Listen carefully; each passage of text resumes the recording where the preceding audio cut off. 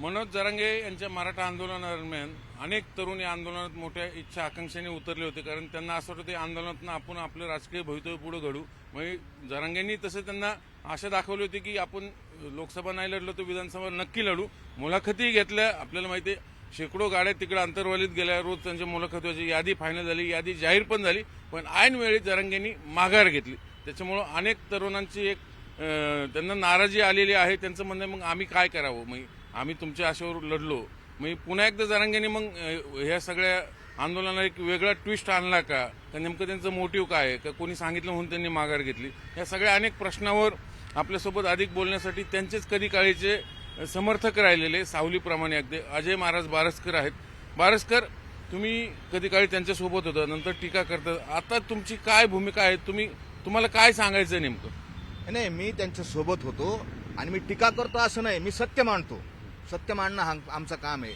मनोज जरांगे यांच्याबद्दल जो सध्याला प्रचार चालू आहे, मनोज जरांगे खूप प्रामाणिक आहे आणि खूप म्हणजे त्यांच्यासारखा माणूस नाही, पण वास्तव वेगळे. मनोज जरांगे इतका अप्रामाणिक, इतका लबाड खोटारडा माणूस मी अद्याप पाहिलेला नाही. आणि हे जर तपासायचं असेल तर मनोज जरांगे यांच्या भूमिका आपण पाहिल्या पाहिजे. आतापर्यंत सातत्याने मनोज जरांगेंनी ज्या ज्या भूमिका घेतल्यात त्यापासून नेमका कोणाला फायदा झाला त्याच्यावर मनोज जरांगे यांचं मोटिव्ह लक्षात येतं.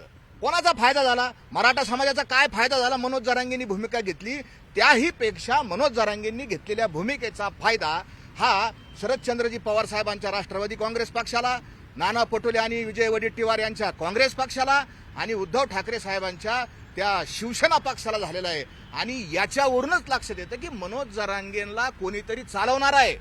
रात्रीस खेळ चाले. काय खेळ झाला म्हणजे अंतरावली सराटी येथे 24 मार्चला तुम्ही घोषणा केली ती मनोज जरांगे की देत नाही ना भाजप, देत नाही ना काँग्रेस, आता मराठ्यांच्या लोकांनी देणारं बना. इथपासून जे आमचा प्रवास सुरू झाला. आणि मग काय काय भूमिका म्हणले, आपण हजार फॉर्म भरू, एवढी डांबरी पोथवर मतपत्रिका जाईल, मग ते मशीनच बंद पडन आणि आचारसंहिता लावायची नाही. देवेंद्र फडणवीस, तुम्ही आचारसंहिता लावू नका. अहो मनोज जरांगे, आचारसंहिता सरकार नाही लावत, आचारसंहिता इलेक्शन कमिशन लागतं, तो संविधानिक कॉन्स्टिट्युशनल स्वायत्त आयोग आहे. इतकी सुद्धा तुम्हाला आचारसंहिता लावू नका.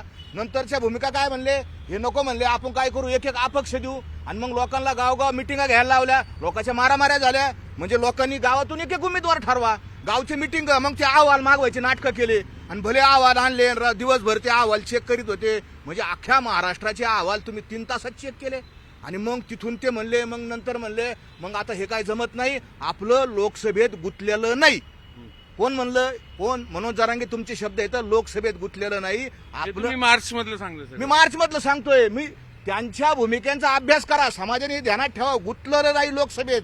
आणि मग काय म्हणले, आपलं विधानसभेत गुंतलंय, आपण आता काय करू, विधानसभा लढवायचा प्रयत्न चालू करू. 4 एप्रिलला मनोज जरांगेंनी एक मुलाखत दिलेली एका चॅनलला आणि त्याच्यात सांगितलं की 92 जागा अशा आता की तिथं फक्त आणि फक्त मराठेच निवडून येतील. इतकी ताकद मराठ्यांची आहे.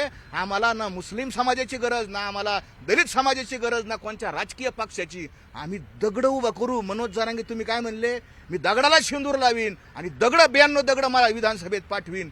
कोणचे 92 मतदारसंघ, कुठे गेले ते दगड? हा सगळा प्रवास पाहिला म्हणजे तुम्ही कोणत्याही भूमिकेत पहा. उपोषण करायचं ठरलं म्हणले उपोषण करणार आणि नंतर काय म्हणले, उपोषणात दम नाही. हे त्यांचे वाक्य आहेत बरं का, उपोषण करून काय अर्थ नाही. आणि हा सगळा प्रवास लोकसभेच्या त्यांनी पाडापाडीची भूमिका घेतली, सरळ भूमिका घेतली पाडापाडीची. कोणाला फायदा झाला?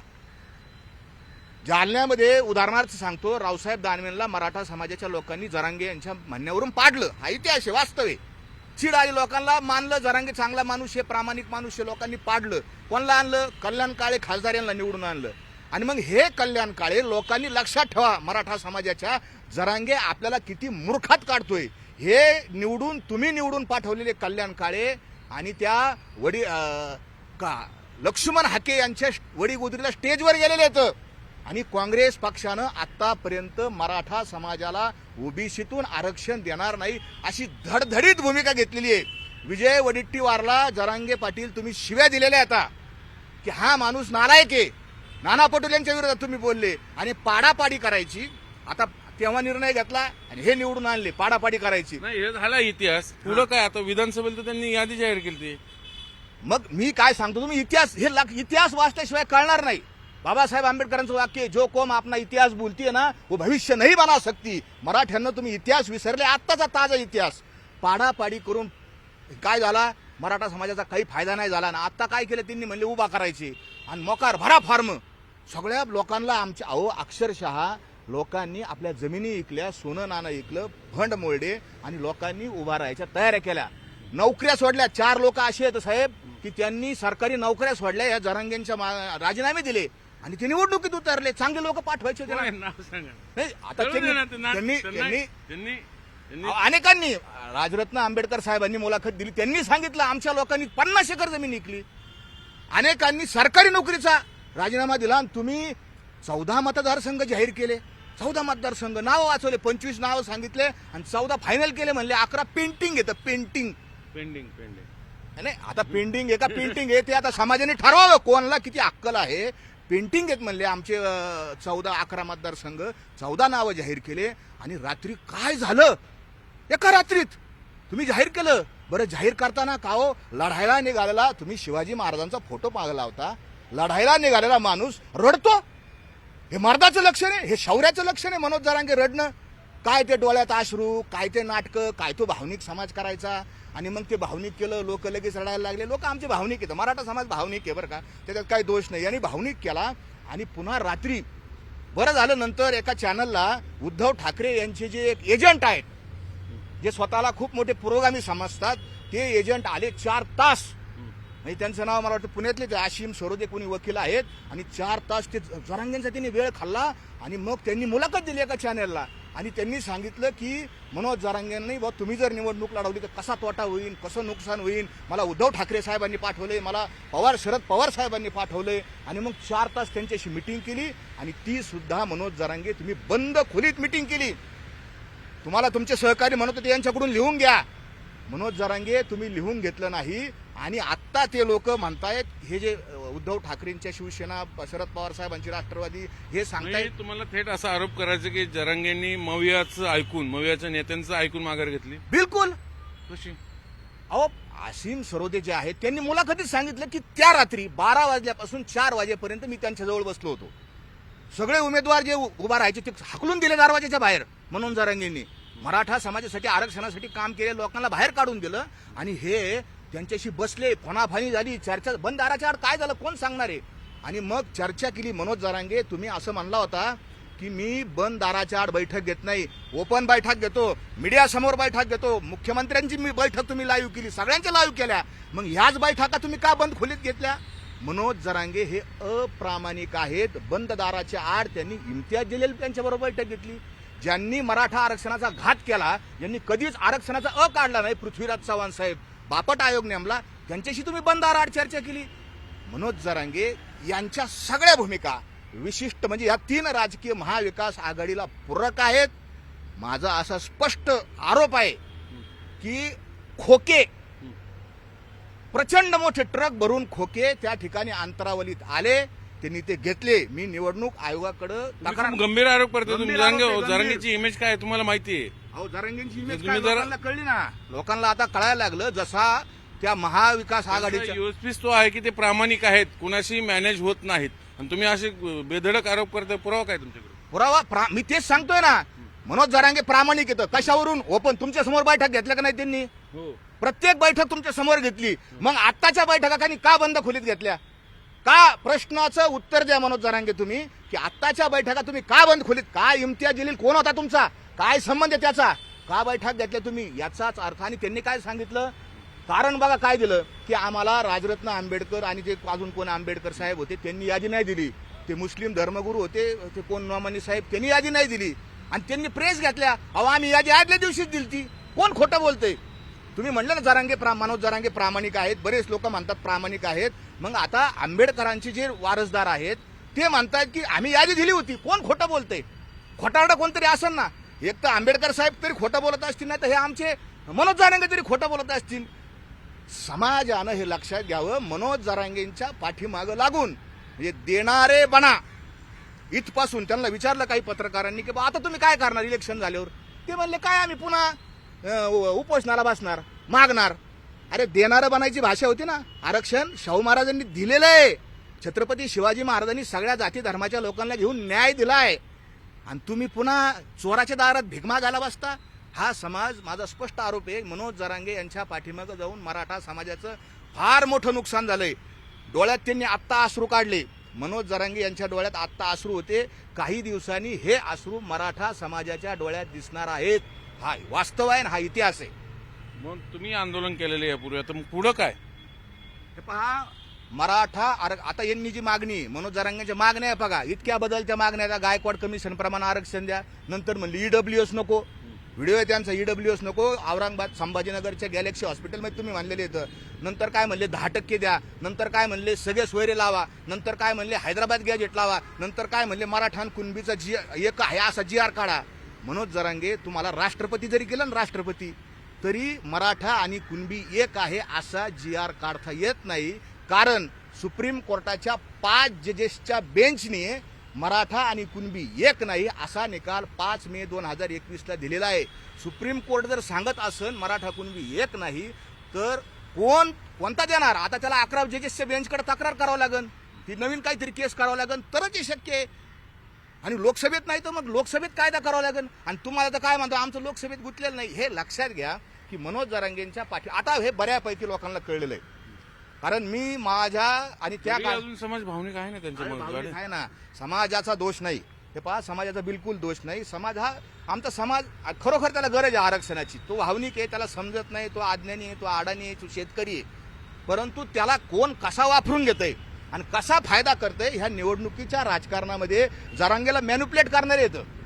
कोण करतंय नावं घ्या. अरे बिलकुल, माझा स्पष्ट आरोप आहे की ज्या बघा शरदचंद्र पवार साहेबांनी प्रेस घेतली आणि त्यांनी सांगितलं की आम्हाला आनंद झाला मनोज जरांगे निवडणूक लढवित नाही. तुम्हाला काय आनंद व्हावा म्हणजे? आणि काय म्हणले ते मनोज जरांगे बरोबर मत विभाजन टळलं ना, साधा हिशोब आहे. नाही नाही नाही, शरद पवार साहेब काय म्हणले की मनोज जरांगे हे बरोबर येतं. बरं का, मनोज जरांगे हे बरोबर येतं. आत्ता शरद पवार म्हणले. आणि ज्यावेळेस शरद पवारांना आपल्या पत्रकार सरांनी काही प्रश्न विचारला की ओबीसीत 50% आत आरक्षण द्यायला तुमचा राष्ट्रवादी काँग्रेस पक्ष तयार आहे का, तर त्यावेळेस शरद पवार साहेब सांगितलं नाही, मनोज जरांगे इथं चूक येतं. बरोबर काय, तर लोकसभेत 75% आरक्षणाची मर्यादा वाढवा, ओबीसीच्या आरक्षणाला धक्का लावू नका, असं शरद पवार साहेबांचं स्पष्ट मत आहे. आणि ते म्हणतात मनोज जरांगे चूक येतं ह्या मुद्द्यावर. आणि आता आम्हाला ओबीसीतनच पाहिजे. हो, जरांगे म्हणतात ओबीसीतून पाहिजे. पवारांना कसं काय फायदा होतो? आणि मग हेच तर ना खोके. समाजाचा काय फायदा झाला? खोक्याचा आरोप हा सगळा महाविकास आघाडीनेच केलेला आहे. खोके खोके खोके खोके. अंतरावली सराटी ही महाराष्ट्राची नवीन गुवाहाटी झालेली आहे. मला सांगा, नवाब मलिकांनी काही गंभीर आरोप केले. त्यांचं म्हणणं आहे की पवारांचं आणि शिंदेचं काहीतरी चाललंय. खरं तर नवाब मलिक कधी काळी पवारांचे खूप जवळचे साथीदार राहिलेले आहेत. ते आरोप करतात मग काहीतरी त्यामध्ये असेल. आणि नेहमी असा आरोप होत गेला की जरांगेच्या आंदोलनाला शिंदे आणि पवार पडद्यामागनं ऑपरेट करतात. तुमचं काय अनुभव आहे? तुम्ही होते जरांगेंसोबत काय दिवस? बिलकुल लक्षात घ्या की उदय सामंत हे कोण येतं? हे एकनाथ शिंदे साहेबांचे अत्यंत विश्वासातले, अत्यंत जवळचे सहकारी येतं. चांगला माणूस, मी त्यांच्याशी अनेक वेळा भेटलेलो आहे. तर ते पहाटे 3 वाजता जरांगेच्या घरी जातात, त्या पांडुरंग तारकच्या सरपंचाच्या मळ्यात जातात आणि तिथं पहाटे 3 वाजल्यापासून सकाळी 6 वाजल्यापर्यंत बंद दाराच्या आड काय चर्चा करतात. बरं, एकदा नाही, दोनदा नाही, 3दा. भुमरे साहेब जे खासदार आहेत ते बी जातात का बी. बरं, त्यांना तर ते जरांगे उठ म्हणला का उठत येत, निघ म्हणला का निघत येत. अरे काय भुमरे साहेब, तुम्ही आज 25-30 वर्ष विधानसभेत राहिलेले तर तुम्ही कायदे बनवून लोकांनी तुम्हाला निवडून पाठवलं, ते उठ म्हणला का तुम्ही. हे लक्षात घ्या की शिंदे साहेब आणि पवार साहेबाची ही भेट झालेली आहे. आता कसं आहे, भेट झाल्यावर ते म्हणतात आम्ही सामाजिक प्रश्नावर चर्चा करतो, आम्ही असं करतो, आम्ही तसं करतो. शिंदे साहेबांनाही मी पाहिलेलं आहे जवळून. शिंदे साहेबांच्याबद्दल मी काय कोणावर टीका करत नाही, पण मी वस्तुस्थिती तुमच्या समोर मांडतो की नवाब मलिक जे बोलतात उद्याच्या काळामध्ये ह्या कोणत्याच लोकांचं काही खरं नाही. शरद पवार साहेबांनी 2014 साली सगळ्यांनी लक्षात ठेवावं की भारतीय जनता पक्षाला बिनशर्त पाठिंबा दिलेला होता. बाहेरून दिलं अहो दिलता ना साहेब. मी काय म्हणलो, शर्त म्हणलो, बिनशर्त पाठिंबा दिला होता. हा वास्तव आहे, हा इतिहास आहे. सगळे हे लोक आतून येते. नाही हे गुंतलेले आहेत ईडीमध्ये. तुम्ही असं सांगता का? पवार साहेबांचं एकदा वाक्य आहे, आम्ही काही साधू नाही, आम्ही काही संत नाही, आम्ही काही फकीर नाही, आम्ही राजकारणी आहोत. आणि सगळे खरं बोलले पवार साहेब, सगळे राजकारणी हे राजकारणी येतं ते बदलून पडतात, पलटी मारतात. आणि जरांगे सुद्धा आता त्यांचं पूर्ण शिकून पलटी मारायला लागला. मला एक सांगा, मग तुमचा असा थेट आरोप आहे की जरांगेंचं आंदोलन आता त्यांनी जी माघार घेतली त्याच्यामागे कोणाच तरी राजकीय दबाव होता, म्हणजे थेटच नावं येतात, पवार शिंदे असतील किंवा आणखीन कोणी असतील, तुम्ही थेट नावं घेतात? हो, थेट नावं घेतोय. मी पहा, परिस्थिती जी घडती त्याच्यावर आपण बोलतोय. जर उदय सामंत साहेब, भुमरे साहेब हे जर यांना भेटायलाच गेले नसते तर आम्ही कशाला काय बोललो असतो. राजेश टोपे तर तुम्हाला माहिती आहे, राजेश टोपे तर घरचा आहे हो. राजेश टोपेंना मनोज जरांगे यांनी स्टेजवर बसून जाहीर पाठिंबा दिला आहे की राजेश भैया टोपे तुम आगे बढ़ो, हम तुम्हारे साथ है. मनोज जरांगे साहेब तुमच्या घोषणा येतात, तुम्ही त्यांचे कार्यकर्ते येतं, ते तुमचे नेते येतं. मग आता नेत्याचं ऐकणार नाही का? इतके दिवस सगळं व्यवस्थित चाललं होतं नेत्याच्या जीवावर. हे सगळी मराठा समाजाची सगळी फसवणूक चाललेली. साहेब आज आहे ना, आज 6 नोव्हेंबर आहे. आज वर्षाला नीट लक्षात ठेवा मराठा समाजानं की इतिहास पाहून शिकावं. शेवटचा मुद्दा सांगतो की आजच्या दिवशी येवल्यामध्ये गोकुळ रावसाहेब कदम नावाचा आमचा एक मराठा तरुण होता आणि तो मनोज जरांगे हे त्या दिवशी येणार होते आणि जेसीपीतून फुलं टाकायचा कार्यक्रम त्यांनी ठेवला होता येवल्यामध्ये. आणि त्या जेसीपीतून फुलं टाकताना मनोज जरांगे यांच्या अंगावर फुलं टाकताना हे स्वर्गवासी गोकुळ कदम खाली पडले, त्यांचा मृत्यू झाला, अपघाती मृत्यू झाला. मनोज जरांगे, गोकुळ कदम यांच्या घरात दिवाळी साजरी झालेली नाही. गोकुळ कदम यांच्या मृत्यूचं कारण काय? तर तुमच्या अंगावर फुलं टाकली त्यांनी आणि फुलं टाकताना ते मृत्युमुखी पडले. माझा साधा प्रश्न आहे मनोज जरांगे तुम्हाला आणि तुमच्या सगळ्या समर्थकांना की अंगावर जेसीपीतून फुलं टाकल्याने मराठा समाजाला आरक्षण भेटतं का?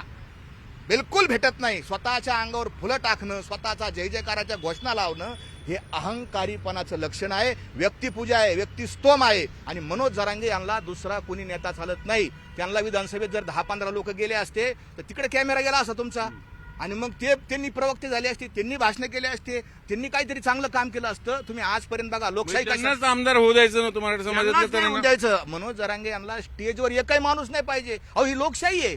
लोकशाहीत सगळेजण स्टेजवर बसतात, विधानसभेमध्ये सगळे लोक एकत्र बसतात. ही लोकशाही आहे, हुकुमशाही नाही. हुकुमशाहीत एकटा भाषण करतो, एकटाच मी सांगन तीच पूर्व दिशा, असं नाहीये.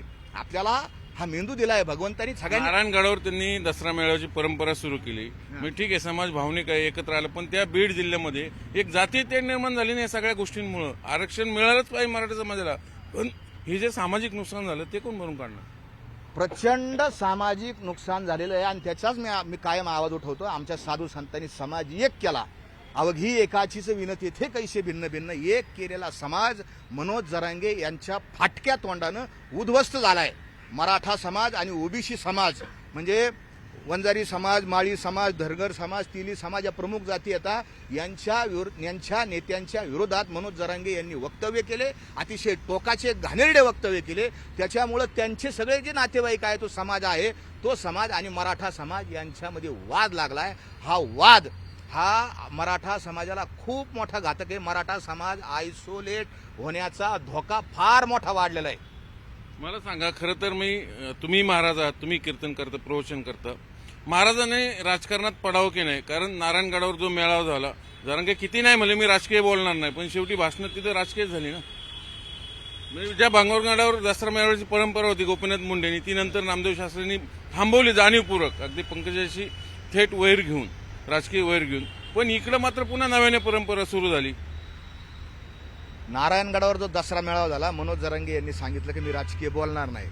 खरं सांगा, सगळ्या समाजाला शपथ घेऊन सांगा, तुमच्या मातापित्याची शपथ घ्या, मनोज जरांगे राजकीय बोलले का नाही?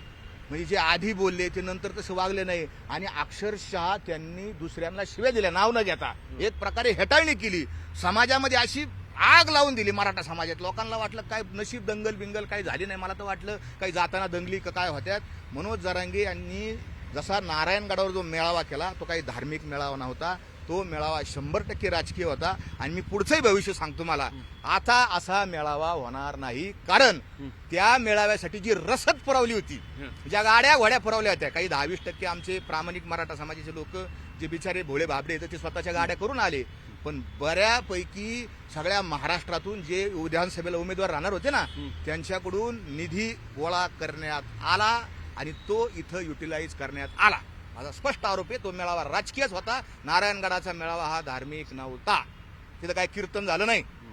आता पुढं काय मग? आता जरांगेंचं माघार घेतली, ते म्हणतात ज्याला पाडायचं त्याला तुम्ही पाडा.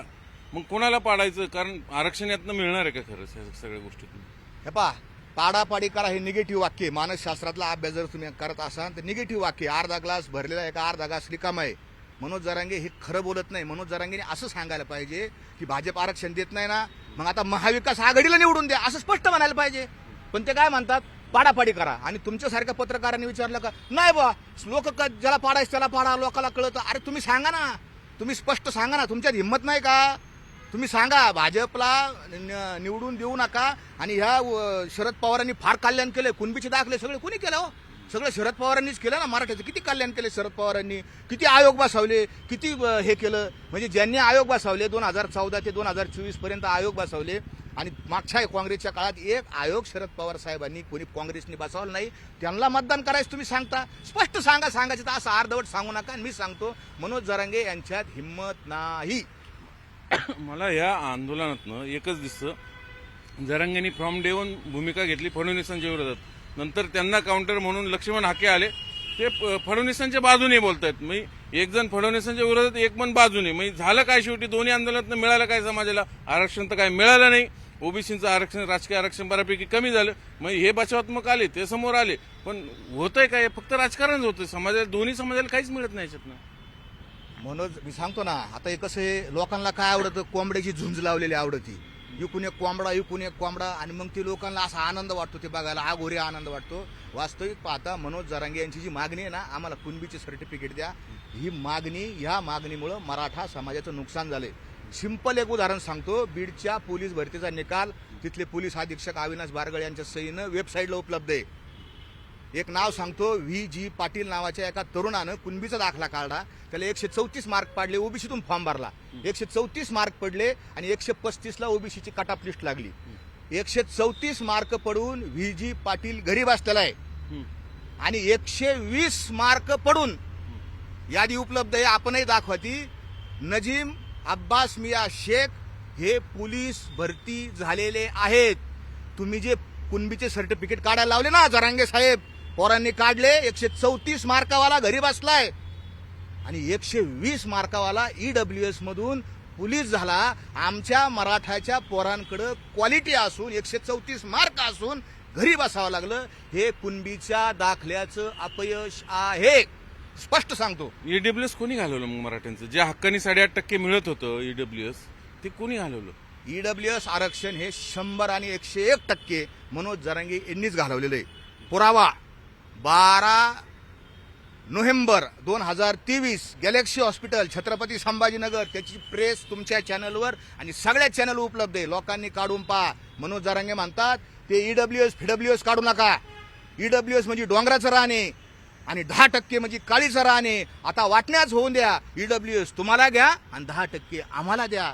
मनोज जरांगे साहेब, तुम्ही म्हणले होते तुमच्या मागणीवरून सरकारनं सर्वे केला, तुमचं निवेदन माझ्याकडे आहे, लवकर सर्वे करा, लवकर 10% द्या, EWS आम्हाला नको. आणि आत्ता लोकांच्या लक्षात आलं का फसलोय आपण, तोटा झाला, नुकसान झाला. EWS साठी मराठ्यांचे आंदोलन चालू येतं साहेब. शेवटच्या एका मिनिटात समाजाला काय सांगाल तुम्ही? समाजाला मला एवढंच सांगायचंय, मनोज जरांगे आत्ता नाटकीपणा करतात, ते अश्रू डोळ्यात काढतात, आज ते रडतायत, ते खोटं रडतायत.